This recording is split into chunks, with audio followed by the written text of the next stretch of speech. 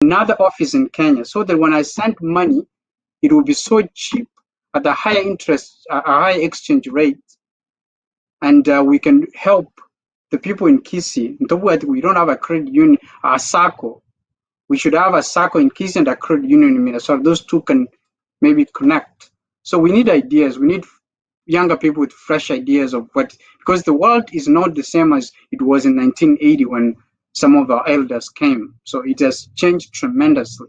So we need younger people, and I'm happy to say that there are a lot of young people who are running for these positions. I'm happy to introduce and unveil the whole team when time comes. We're running out of time. We're supposed to stop at the top of the hour. Last question, I don't want to ignore from one of the viewers, community member, asking a question about language. Should we use the language we use so that we move forward? Are we comfortable continually using MWANYAGETINGE, or during our sessions, whenever we meet, apparently we seem to be using Ekegusia a lot? Should we change that? That's a question from somebody viewing this. Japheth, in 30 seconds. Okay. One thing I want to say is that the name, it has its meaning from the identity. So changing that does not really make a difference. But what makes a difference is our behavior, the behavior on how we can respect. And that goes well along with when you talk about the young ones, young generation, they do not want to associate them with MWANYAGETINGE. Guess what this means? It because of those older generation, their behavior is not worthy for them to be able to look at. Let me say that actually some of them, even they say that, how do we even marry when you see the older generation acting like this? So we have to come close that how to attract these people is to make sure that we offer services that really identify them and give them chance to rule. But may I say one thing as far as transparency is concerned? Unless we have transparency in everything that we do, knowing that what I do at night, I can still say it during the day, then we shouldn't be able to be here saying something. And finally, I would really want to say that I want to thank actually the panels for taking us all through this and assuring our communities that things will change. And I want really to apologize that somehow there are past mistakes that are really challenging us, that we cannot even explain enough on how we wish we could be doing different. But give MWANYAGETINGE another chance. Be there to elect the leadership that you want. And even those leadership who seek mandate to be elected, don't allow yourself to be elected if you are not able to say that you can be led.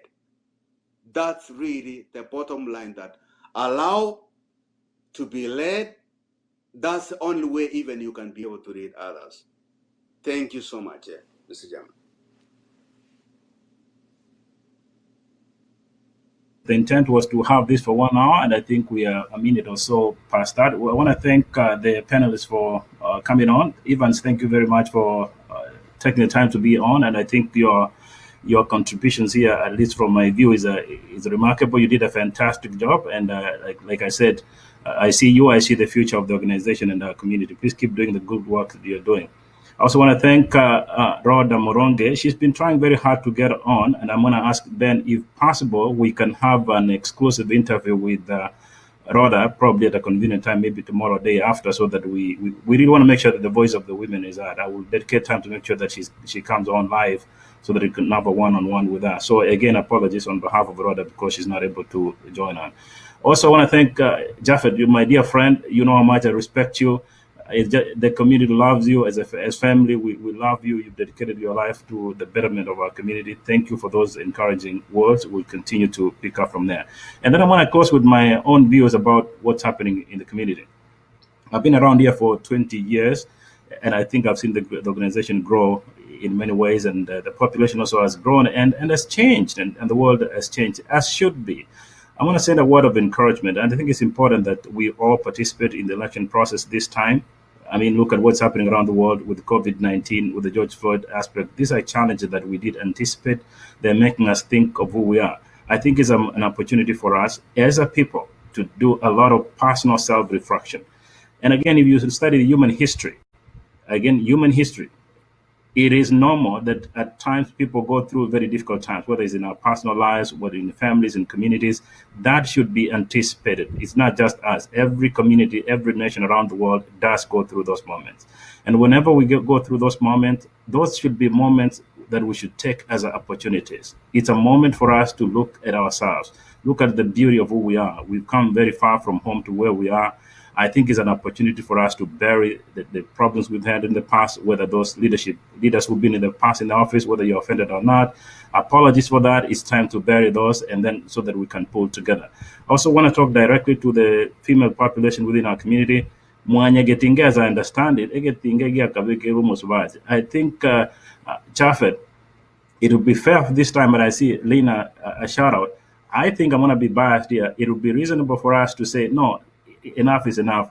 Let's find one of these wonderful women who've done a fantastic job so that she comes on and leads.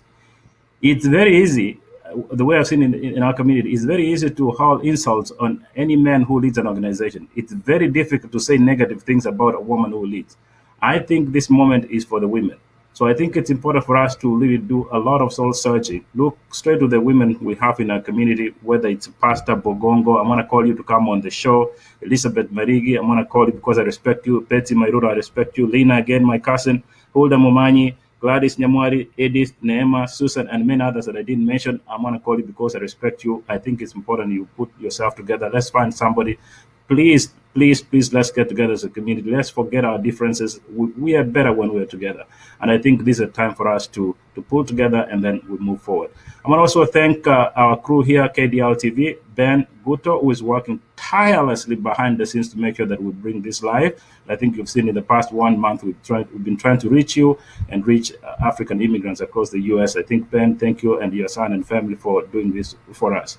I want to thank you very kindly. Also, lastly, I want to welcome you to another show again on Tuesday night at 7 Central Time. We're going to have education in the times of COVID-19, a reflection of Kenyan scholars here in the U.S. We're going to have an opportunity for you and us to see some of the best and brightest of Kenyan scholars here in the U.S.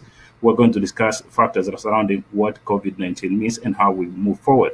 And then week after that, we're going to have the spiritual perspective, respective pastors who are going to come in, and then we're going to have younger people coming in. So once again, on behalf of our crew here, I'm going to pay my respect to the community that is so much love and is so proud of.